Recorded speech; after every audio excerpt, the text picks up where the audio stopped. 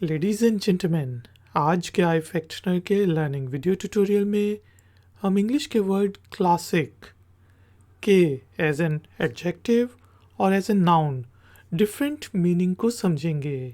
फिर word classic को use करते हुए इंग्लिश में डिफरेंट सेंटेंसेस बनाएंगे और उनकी ट्रांसलेशन को समझेंगे।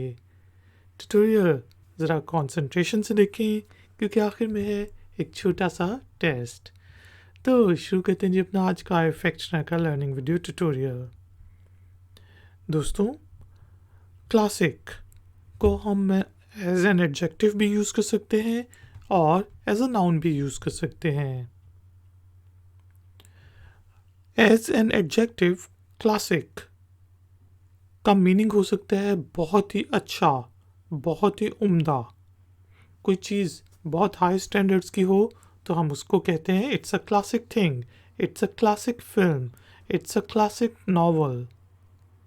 यानी कि बहुत ही अच्छे स्टैंडर्ड्स का, बहुत ही अच्छा है, बहुत ही उम्दा है।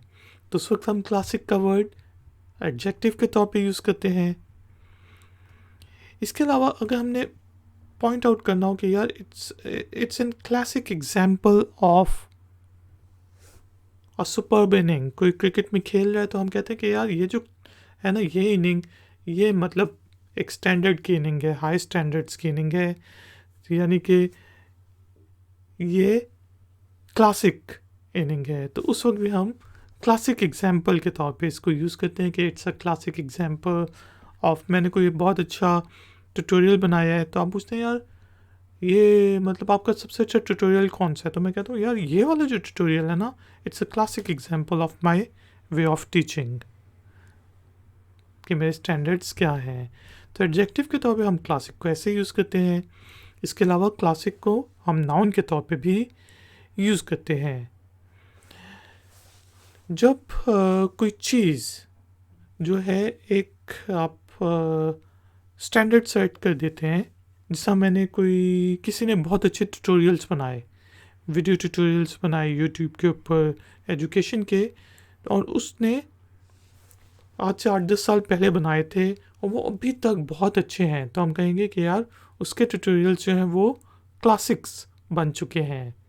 या कोई बहुत ज़बरदस्त 1950-60s में फिल्में बनी, वो बहुत अच्छी फिल्में थी, तो हम कहेंगे कि उस प्रोड्यूसर की फिल्म जो हैं वो क्लासिक्स बन चुकी हैं। यानी कि बहुत मतलब उनका जो वैल्यू है उसको रिकग्नाइज किया जा चुका है, वो इस्टेब्लिश्ड हो चुकी हैं। तो उस तरह हम क्लासिक के वर्ड को यूज़ करते हैं। इसके अलावा दोस्तों, जो एंशियंट ग्रीक या लैटिन लिटरेचर, फ़िलासफ़ी वगैरह, अरस्तू वगैरह के टाइम की जो फ़िलासफ़ी है, उसके जो यूनिवर्सिटीज़ में सब्जेक्ट्स ऑफर किए जाते हैं तो उस डिग्री को भी क्लासिक्स कहा जाता है। तो कोई कहे कि मैं क्लासिक्स में एमए कर रहा हूँ, तो इसका मीनिंग ये होगा कि वो एंशियंट ग्रीक एंड लैटिन में के लिटरेचर में, हिस्ट्री में, फ़िलासफ़ी में मास्टर्स कर रहा है। इसके अलावा आपने सुना होगा कि जैसा टेनिस के टूर्नामेंट्स होते हैं, गोल्फ के टूर्नामेंट होते हैं, तो उनके आखिर में भी क्लासिक का वर्ड यूज़ किया जाता है। तो गेम्स के लिए भी हम क्लासिक का वर्ड यूज़ कर सकते हैं टूर्नामेंट्स के लिए, जो कि जिसमें बहुत अच्छे प्लेयर्स आ रहे हों, तो उसमें आखिर में क्लासिक का वर्ड यूज़ कर लिया जाता है। चलिए अब वर्ड क्लासिक को यूज़ करते हुए हम इंग्लिश में कुछ सेंटेंसेस बनाते हैं, उनकी ट्रांसलेशन को समझते हैं। जिस तरह मैं कह सकता हूँ कि this film is a classic. यार ये जो 1950 में फिल्म बनी थी ना, ये क्लासिक है, यानी कि इसका स्टैंडर्ड बहुत अच्छा है। This film has become a classic, यानी कि ये फिल्म क्लासिक बन चुकी है। इसी तरह मैं कह सकता हूँ कि लेट्स सपोज मैं आपसे पूछता हूँ कि do you know of a classic novel.